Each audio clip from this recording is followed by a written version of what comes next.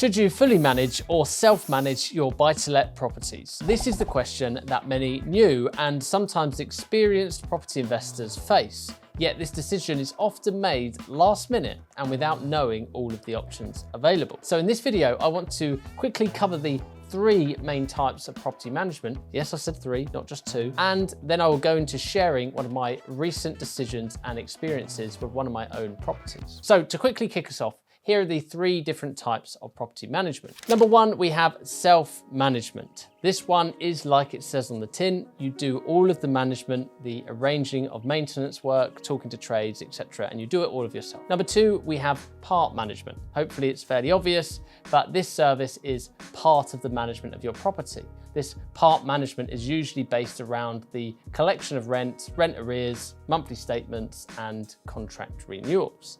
The cost would typically be somewhere in the region of 5 to 8% per month plus VAT. And then lastly, and possibly the most common, we have full management. This includes everything stated under the part management section, but the main difference is arranging the maintenance works that arise during the tenancy, and that's all done by the full management company. This is taking care of calls, dealing with problems, arranging maintenance teams to attend the property, to quote and carry out works, and the cost of this full management can typically range somewhere in the region of 9 to 12% plus VAT per month. So what are the options that we need to consider prior to making this decision? Well, first of all, it absolutely has to be location. Now, I truly believe that we are beyond the times of having to invest in certain locations. Okay, we don't have to invest on our doorstep anymore, 10 or 20 minutes away from home. We are at a place in which we can invest all over the UK. We have systems in place to do that. But the reason I mention location is because if you're like me and you have a portfolio that is 5 hours away from home, well, I'm more inclined to look at the option of full management because I want to be hands off. There's not a chance I'm driving 5 hours to fix a problem. I need teams in place. So I'm always going to opt for, or be more inclined to opt for, full management if I'm, investing at a distance. Whereas if I am investing in a property that is closer to home, let's say 15 minutes away, then I will be more inclined to think of other options. I might think about self-management, part management, or full management. I might review all 3 because now I have the ability to get to that property if I want to. Option number 2 is going to be time and availability.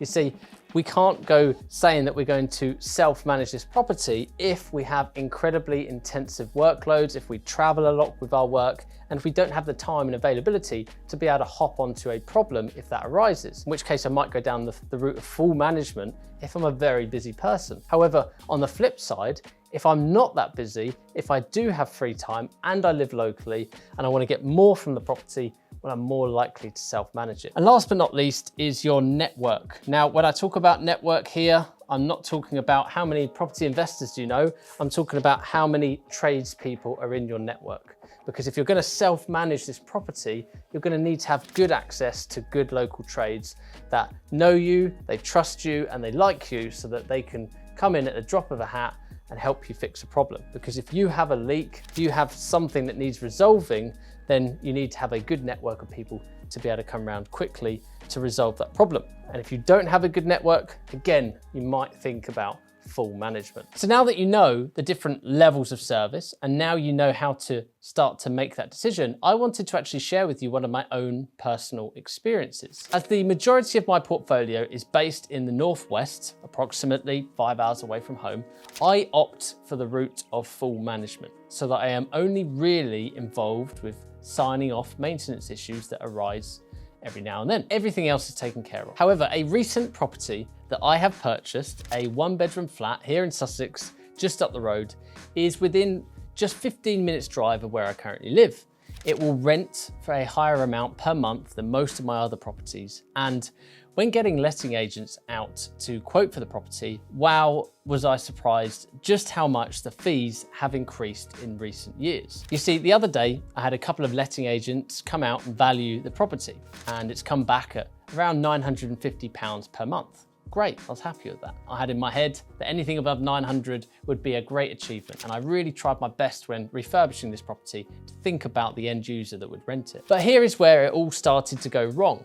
The average full management service price in this area is 12% plus VAT, making it 14.4% of the rent, which if I rent this property for £950 per month, is the equivalent to £136.80 per month, just gone like that. In comparison, their letting service, also known as part management, which was quoted to me at the 8% plus VAT, was actually reduced to 6.5% plus VAT, making it 7.8% of the rent, equates to about £74.10 per month for collecting the rent and a few other services. It's still a lot of money, but I got a reduced rate because, well, I worked with these agents before and they're local to me. Finally, I of course have the option of doing self-management, which would mean, well, you guessed it, 0%, no monthly cost, but it requires the full input of my time and my efforts. In this scenario, I can still choose whether I want the letting agent to go out and find the tenant for me, because this is a service also known as the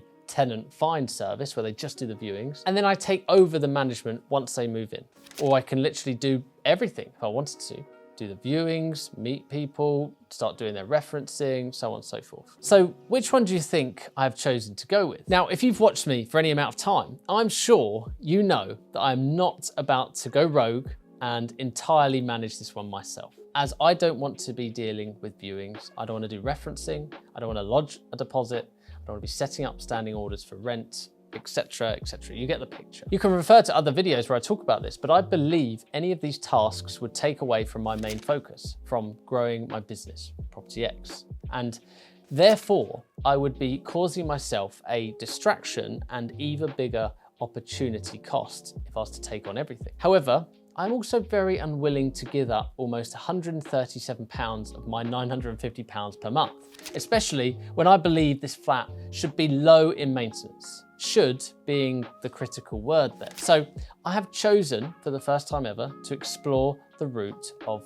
part management. You see, I have several friends within the property industry who have tried both self-managed and full management, and their recommendation to me was to try part managed if on the condition I can get it agreed at a better price than quoted. So for the sake of the letting agent that I am working with, I will not disclose who they are, because I don't want to give away their tips and their prices, but I have managed to negotiate a reduced fee of 5% plus VAT, which is a total of 6% for their part management service, instead of the previously quoted and already reduced price of 6.5% plus VAT. And this once again highlights that one of the most impactful skills that you can learn in property, and maybe even arguably in life, is actually sales and negotiation skills. But there are a few additional points that I want to cover here in this video.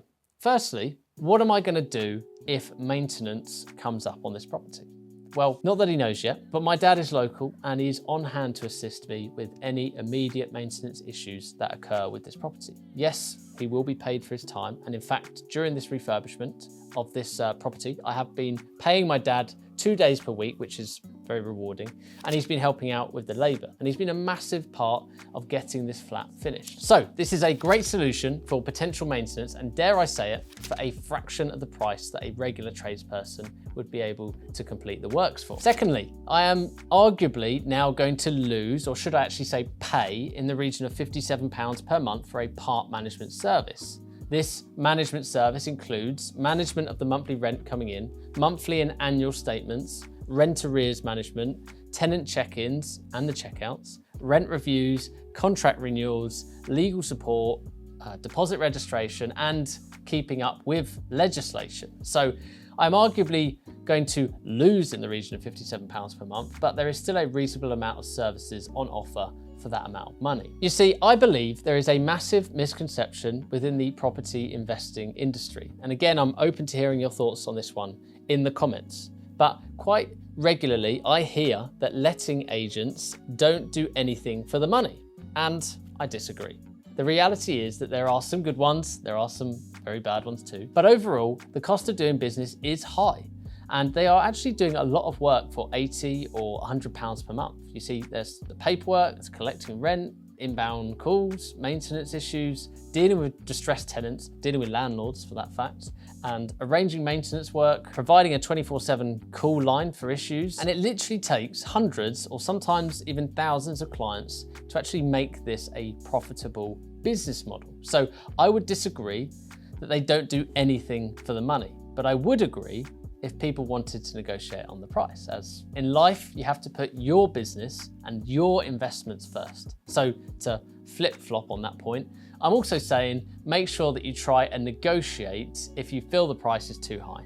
This might not always be possible with some of the more corporate letting businesses, but some of the smaller or privately owned businesses that are still trying to grow could be up for negotiation. And it's always worth trying if you put the time into learning how to actually properly negotiate. Simply asking, can I have a discount, is rarely a successful strategy, so don't do that one. Learn how to negotiate. So, to round up, what is your preferred level of management? Hit me in the comments below. I reckon more people go fully managed, but I'd like to know and hear your thoughts. Thank you for watching, and I'll see you next week.